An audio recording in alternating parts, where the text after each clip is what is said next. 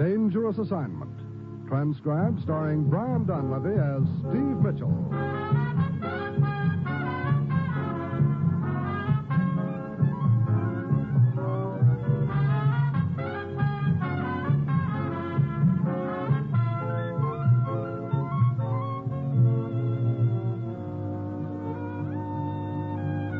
Yeah, danger is my assignment. I get sent to a lot of places I can't even pronounce. They all spell the same thing, though, trouble.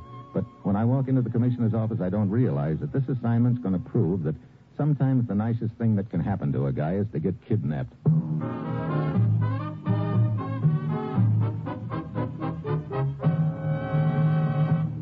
Morning, Commissioner. You sent for me? Steve, does the name Ellis Chandler mean anything to you? Ellis Chandler, sure. Otherwise known as the notorious Colonel Chan, soldier of fortune. He's been in the Orient for years. Do anything for a fast buck. Right now, he's in the business of smuggling guns and ammunition into the islands of the South Pacific. That sounds like Chan, all right. He's operating an air freight line out of Port Moresby in New Guinea. We've kept our eye on him for some time. So far, we've been unable to find out who he's working for and where the guns are coming from. Oh, China, probably. Last night, as Colonel Chan was preparing to take off from the airstrip at Moresby, our men decided to close in. But he managed to get away in a hail of bullets. That guy is as slippery as a Neil in a barrel of He oil. didn't get very far, though. Early this morning, his plane crashed in the Coral Sea, just off the Solomons. A Navy destroyer picked him up. He was badly injured. Where is he now, Commissioner? The destroyer is taking him back to the hospital at Port Moresby. Get over there, Steve. Check with Jim Turner. He's in charge of the case. Find out what you can from Colonel Chan. It's vitally important we learn who has been buying those guns and smash the operation. Well, that's it. You've got your assignment. Good luck.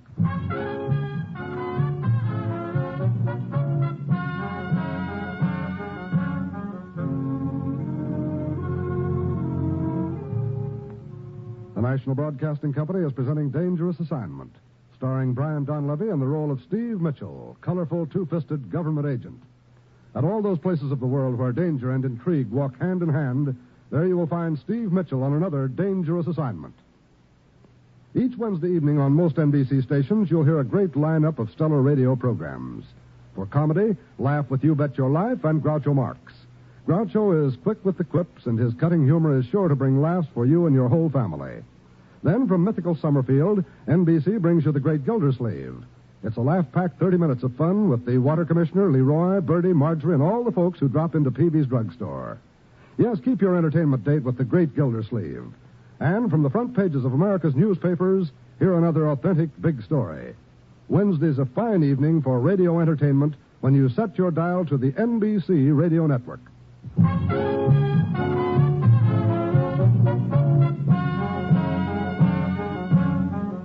Sure, I've got my assignment. Get over to a hospital at Port Moresby in New Guinea, have a chat with a notorious Colonel Chan, soldier of fortune, and find out who hired him to run guns and ammo into the islands of the South Pacific. It's late Wednesday afternoon when my plane lands. I hustle over to the hospital. Jim Turner, our agent in charge of the case, is waiting for me. And from the expression on his face, I figure I can expect some bad news. Well, you're too late, Steve. He's dead? Yeah, died an hour ago. Severe head injury. I went over to his office at the airport to see if I could turn up anything. Did you? Yeah, a letter. Got it right here. It was in his desk. Have a look. Mm-hmm. Signed by a man named Jarvis? He's a Copra broker. Has an office here in town. He sent the letter to Chandler 2 days ago. Chandler run freight for Jarvis? Mm-hmm. Now, in the letter, Jarvis writes that a client of his, the name isn't mentioned, has expressed a desire to meet with Chandler personally. Jarvis has arranged for them to get together on the next trip. Meaning that maybe Chan was on his way to meet him when he crashed, that maybe this client of Jarvis is the Mr. Big we're after. Right. I think I ought to pay a call on friend Jarvis. Looks like he's the go-between.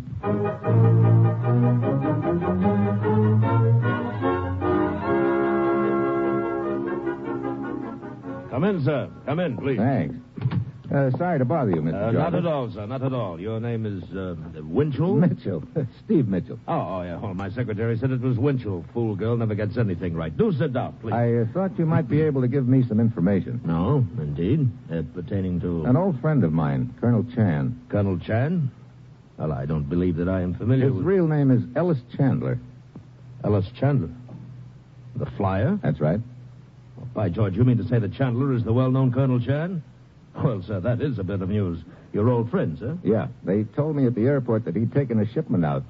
didn't know when he'd be back. Oh, I see. I understand he runs quite a bit of freight for you. Oh, true. Copra, you know. Well, I'd hoped that if the shipment was yours, you might be able to tell me where I'd find him. Oh. Oh, well, I am sorry, Mr. Mitchell. I'm afraid I can't tell you. He wasn't flying for you then, eh? No, a busy man, our friend Chandler. Mr. Mitchell flies freight for a good many firms here in the area. I suggest you may inquire of them. Perhaps they could... Yeah, I guess I'll do that, Mr. Jarvis. Oh, excuse me, please. Yes? Oh, yes, put him on, Miss Moon. It's a long-distance call from a client, Mr. Mitchell. Sure. I'll be on my way. I'm sorry I wasn't able to help you, sir. Well, thanks anyway.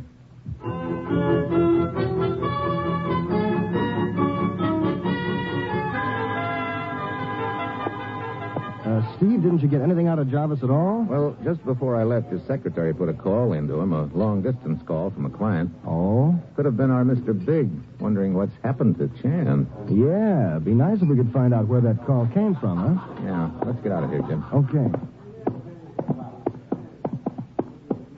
Look, Steve, I have an idea. Yeah? This secretary of Jarvis, Her name is Miss Moon. she'd know where that long-distance call came from. Sure. Is she the, friendly type? Very. Well, if we played our cards right... She might give out with some information, huh? You go back to the hotel. I'll check with you in a while. But what about Miss Moon? That's my cab over there, see it? Yeah, hey, there's a dame in it. Miss Moon? It isn't a mountain goat, Buster. I'll see you later.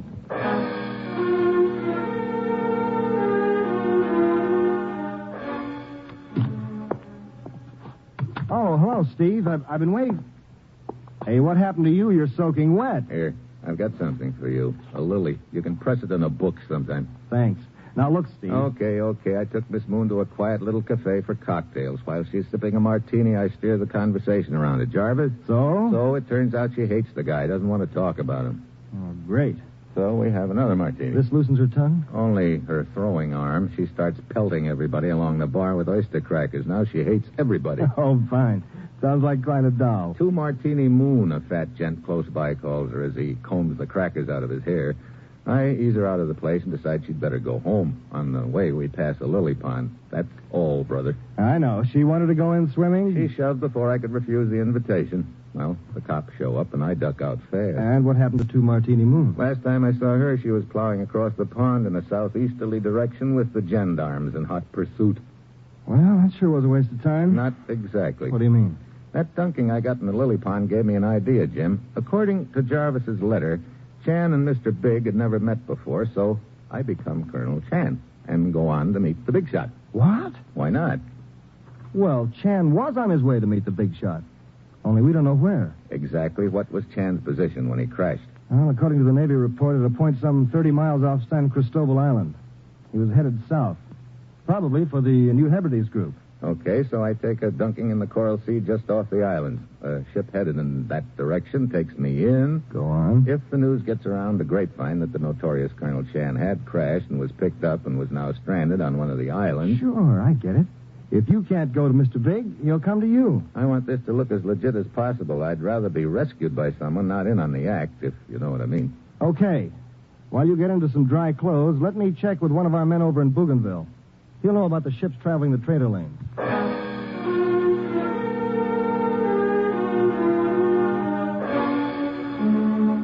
By sundown, we've completed our plans for Operation Sea Rescue. 2 hours later, I'm aboard a Navy flying boat, and we're well out over the Coral Sea, headed for the New Hebrides Islands.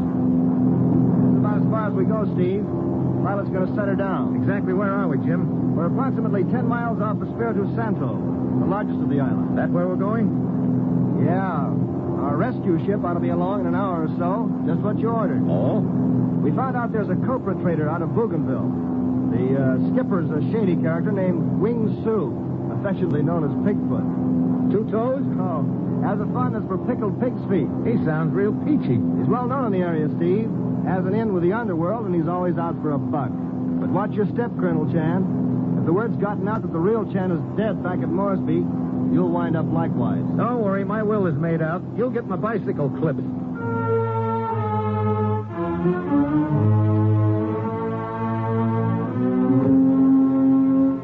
A few minutes later, the seaplane sets down. I pile out in my one-man life raft and wait for a ship and a skipper called Wing Su, otherwise quaintly known as Pigfoot. It's 10 minutes of 11 when I look at my watch again, and then I see a ship approaching. I take the flare out of my pocket. It lights up the sky with a pretty red glow. The ship shifts course and heads for me. It looks like I'm in, but a couple of minutes later, it looks like I'm going to be done in. The trader is headed straight for me. I stand up, wave frantically, but she keeps coming right at me.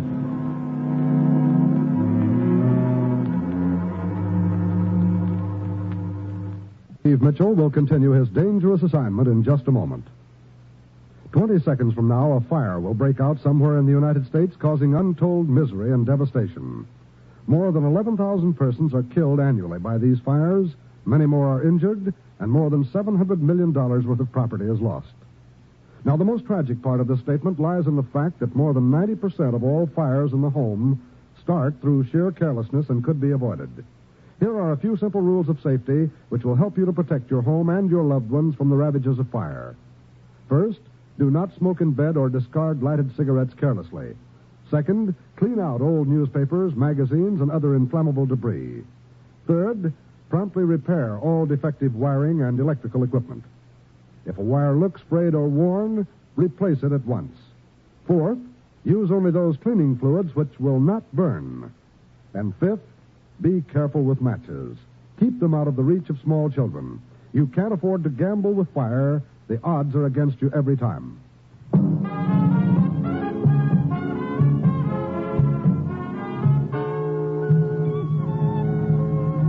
Now back to Dangerous Assignment and Brian Donlevy as Steve Mitchell.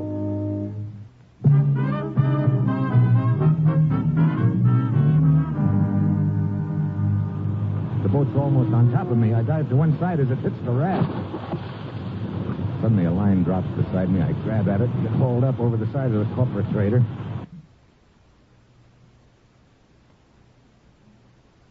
Waddling toward me along the deck is a pudgy gent with a big grin, and when I see what he's gnawing on, I know I've found my boy Pigfoot, all right. What's up? Most fortunate you're still alive. You're telling me. Most clumsy helmsman of mine almost hit you. What do you mean, almost? Very unfortunate accident. Accident? But happy ending, huh? Here. You like some Pigfoot? Not right now. It's very good. It's also my name, Pigfoot. Real name is Wing Sue. My friends call me Pigfoot. You call me Pigfoot too, huh? Thanks. Your name? Make it Joe. Oh, so? What happened, Joe? My plane got tired. Oh, so? Very happy for you, Pigfoot. Come along in his boat, huh? Yeah, thanks. Here. Money's a little soggy, but you can dry it off. Oh, so big bankroll. Have excellent place to dry off money. Maybe you... Thanks a lot, but no thanks. I'll let the rest of it dry off in my own pocket. Where are we heading? Espirito Santo. Suits me. There is Navy patrol boat in area. Maybe you would like to be transferred to it, huh? Look, we should run into the patrol boat on the way in. I'd just as soon you kept me out of sight. Oh, so? And here's for doing it. Oh, so... what you say your name is? I told you. Call me Joe. The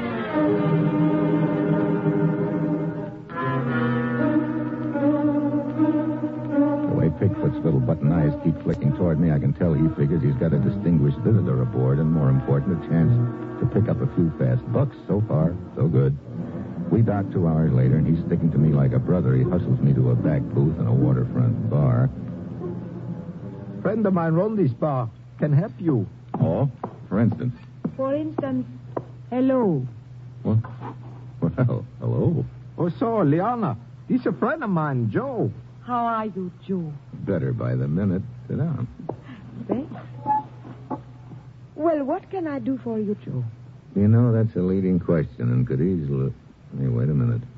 Are you the friend Pigfoot was telling me about, the one who runs this bar? That's right. Wait. Over there near the bar. The local law. Lieutenant Fabian. Hey, he's heading this way. Well, Liana. Are you perhaps trying to get your license revoked? I don't understand, Lieutenant. I can't think of a better way than harboring undesirable characters here. Undesirable?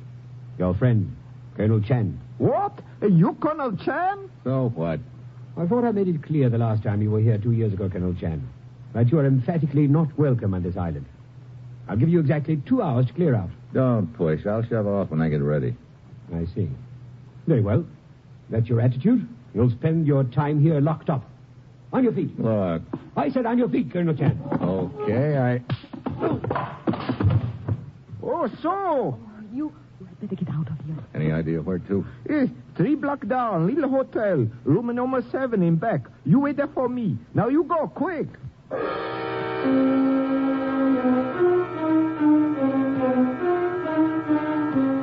10 minutes later, I'm in a broken-down hotel room. Apparently, the plan is still working okay, and I just hope I didn't slug Lieutenant Fabian too hard. Quite an act he put on. 2 hours later, Bigfoot shows up.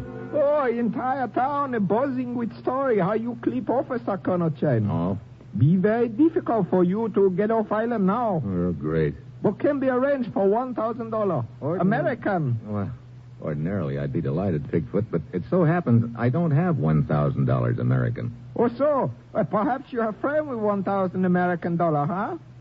Yeah, that's a thought. There's a guy I've been doing a little work for lately. Who is he? Where can I find him? You say the news about me is all over the island, huh? Oh, yes. Then just sit tight. I have a hunch he'll find you.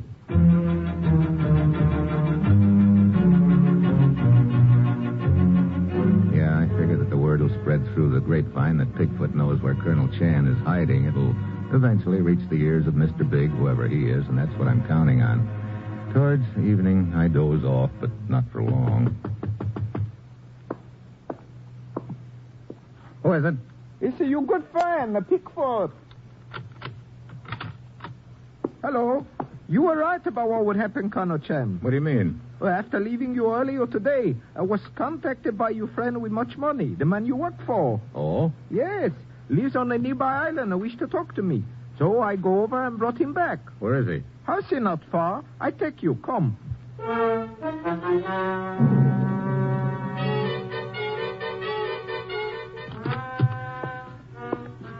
Hey, quite a joint. Yes. I'm glad you like it. What?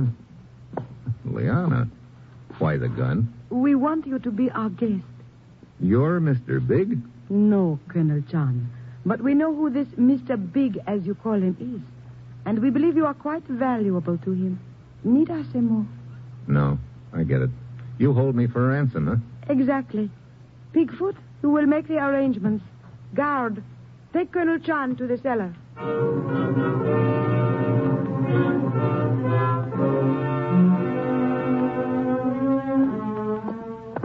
Bigfoot leaves, and the guard, a big, rugged-looking gent, takes me down to the cellar. Somehow, I've got to get free and follow Bigfoot because he's obviously going to be heading for the boy who's behind the whole deal. We stop in front of a heavy door. Aside. I walk into the room, then, just as he starts to close the door behind me, I suddenly throw my weight against it. It swings back into him.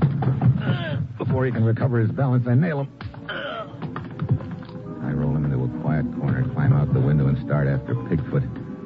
I spot him down near the waterfront. He's covering every bar and dive on the street. He goes in, comes out a minute later, and moves on to the next one. He must be thirsty, Mitchell. What? Oh, Lieutenant Fabian. I think he's rounding up his crew. Oh? Look, Lieutenant, I'm going to try and sneak aboard his boat. Why don't you pick up a couple of your men in the boat and tag along? Where to?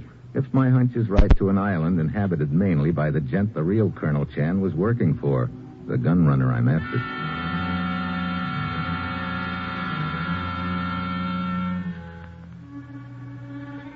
It's dark by now. I slip aboard Bigfoot's boat without being seen and find a hiding place. Pretty soon, Bigfoot and the rest of his crew come aboard, and we shove off. 2 hours later, we dock at a small island. I slip over the side, swim under the little pier, and wade ashore. I spot Bigfoot taking off up a trail that leads to what looks like a small plantation. And I spot something else in the underbrush. It looks like abandoned fortifications, probably from the last war. I get a sudden hunch and ease over to them. I find an opening and let myself down into one of the bunkers. And then I see my hunch is right. Stacks of guns and ammunition all over. Yeah, this is the gun runner's headquarters. I climb up out of the bunker, and suddenly a guard with a Tommy gun looms up in front of me. Aye. The surprise is mutual. Before he can pull the trigger, I knock the gun out of his hand. Oh. The guard goes down and stays there. I dive for the Tommy gun, but a foot jams down on my wrist, and I look up into a gun barrel. Sorry. Huh? Mitchell. Jarvis, the copra broker. That is right. Hey, what is all? Hey, check 'em out. Colonel Chan, how you get here? It is not important right now, and he's not Colonel Chan. More like a government agent. Eh, Mitchell? You're doing the talking, Jarvis. Where's the real Colonel Chan? Dead? If so, that saves me the trouble. You're the boy who's been running the whole deal, huh? That's right. Colonel Chan never knew that. I always posed as the go-between because I didn't want him to get any ideas about trying to take over from me. But he got ideas anyway, apparently. That's why you set up the meeting, to knock him off. Well, a plane crash saved you the trouble. Good. Now, after I take care of you... Please, what about the fee for Pigfoot, Mr. Jarvis? Are you kidding, Pigfoot? You tried to pull a fast one on Jarvis by holding me for ransom, but it didn't work. Oh, no, please. I was only trying to keep you in a safe place so I could deliver you to him. Take a look at his face, Pigfoot. You think he's going to buy that story? You know too much now. The only payment you'll get from him is a slug. Oh, no. Don't listen to him, Pigfoot. He's talking crazy. As soon as I take care of him, we'll have You're next in line, Pigfoot, and you know it. Oh, so sorry, but I better leave now. Stay where you are. No, Don't move. Jarvis takes his eyes off me just a moment to swing his gun toward Pigfoot. That's what I'm waiting for. I grab his arm. I'll take that. Come on now, Chico. Hey, Pigfoot, you left your sandals. Mitchell, Huh? Oh, Lieutenant Fabian. we rounded up Jarvis's men. Our friend Pigfoot seems to be in a hurry. I'll guarantee he's never moved that fast before. Want him picked up? After all, he tried to kidnap you. But he also helped me a moment ago when he made a break like I was counting on him to. Now, let's figure he squared things up there. All right. Perhaps we can use him again sometime anyway. I say, look at him go. Go. Man, he's gone. Real gone.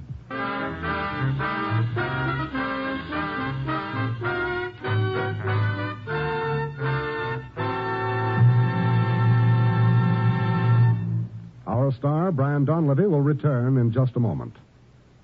Here's a tip to help you breeze right through your housework every day of the week.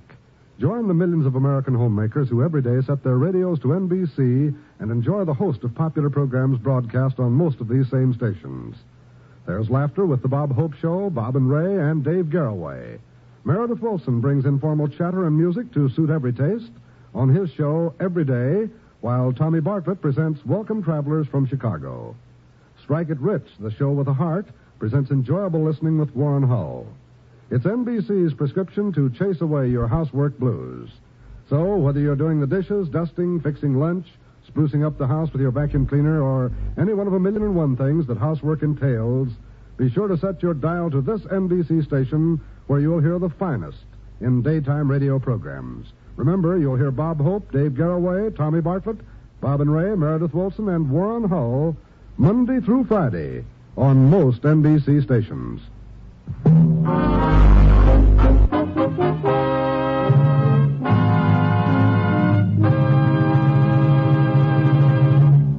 Next week, London. I've got to catch a killer who's got a 7-year head start. And that will be Steve Mitchell's dangerous assignment next week.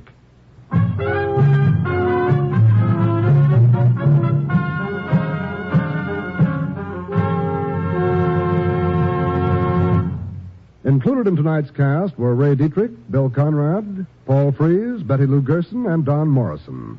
This is John Storm speaking.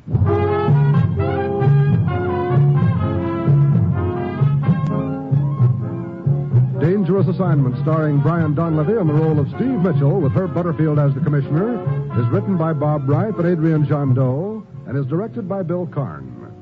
Be with us again next week at this same time when Brian Donlevy, starring in the role of Steve Mitchell, will embark on another transcribed Dangerous Assignment.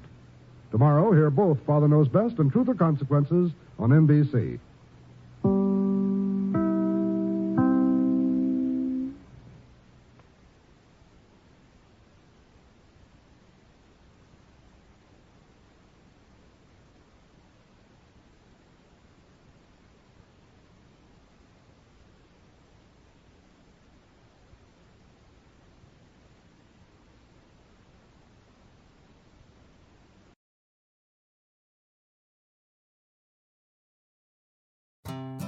Chesterbrook Academy Preschool is here to help your child move forward academically, socially, and emotionally. You'll be amazed at the progress they'll make in our classrooms. They'll be ready for kindergarten and make lots of new friends in the process. So they'll be happy, and in turn, so will you. Contact us today to schedule an open house appointment starting at 10 a.m. on Saturday, January 22nd. Visit ChesterBrookAcademy.com to find a preschool near you. That's ChesterBrookAcademy.com.